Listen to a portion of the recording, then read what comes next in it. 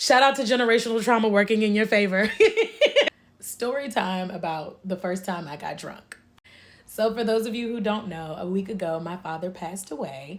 And so I am going through lots of pictures and videos and memories in preparation for his service. And one of my favorite memories is a memory that we never spoke of.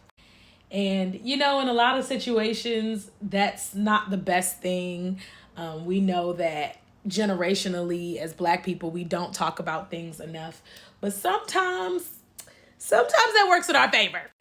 And the very first time I ever got drunk, my dad surprised me at school. So the year was like 2008 or 9, something like that. I know it was like my sophomore year of college.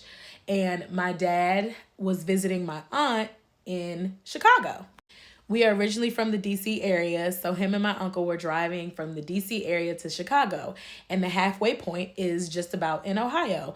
I went to college in Ohio, Oberlin, Ohio, to be exact, Oberlin College and Conservatory, which is about kind of like a little over the halfway point to Chicago from DC.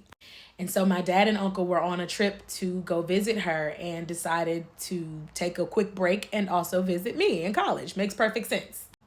Now, I didn't know they was taking this trip, y'all. I did not know that they was taking this trip that day. And this was the day that me and my friends decided I was going to get drunk today.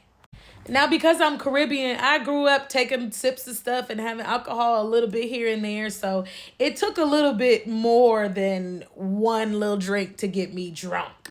And again, sophomore year of college, why that's a goal doesn't make sense. It just is college. So the drink of choice that night to get the job done quickly was Jaeger bombs. And if you don't know what Jaeger bombs are, they are when you drop a shot of Jägermeister into a cup of like beer and Red Bull. And then it does like this big fizzy thing and you have to chug it down.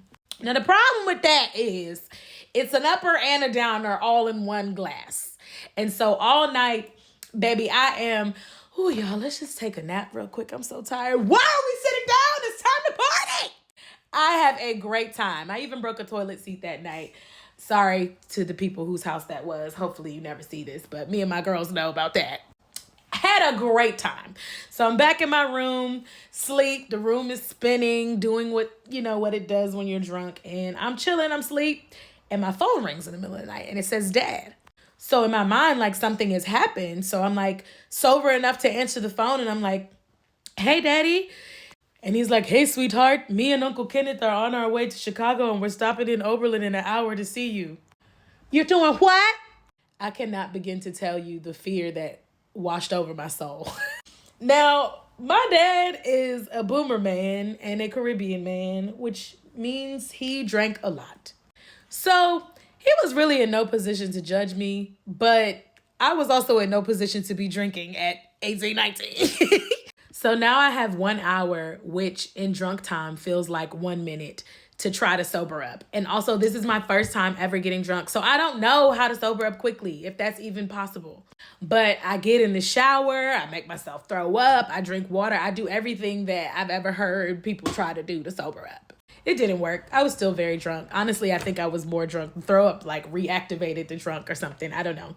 So my dad is now pulling up. I am just trying to look alive. I'm just trying to not look drunk, whatever that means. I don't know, but I'm trying. And so I tell him to meet me in the lounge because my room is also in disarray and I didn't have time to both sober up and clean up. We got to pick one in this situation. So I have him and my uncle meet me in the lounge and I am bracing up against the kitchen counter, fighting for my life. I can feel myself leaning and I'm like, yeah, no, school is great. It's great. I'm learning so much. I'm gonna be honest, I don't even remember what we talked about. I think we just went through the motions, but I feel like I remember them kind of giving me the side head tilt looking at me and I'm like, they know I'm drunk. And I don't know to this day if they knew I was drunk or not. But what I do know is this was the one time that it worked in my advantage for us to never, ever speak of something ever again. We never talked about it again. And down the road, my dad ended up being the parent that like me and my friends knew we could be safe around with our drunkenness. If we came in late in the middle of the night from partying, he never judged us. But I'm very glad that one toxic trait of not talking about things really helped me out that time. So Shout out to generational trauma working in your favor. Dig deeper.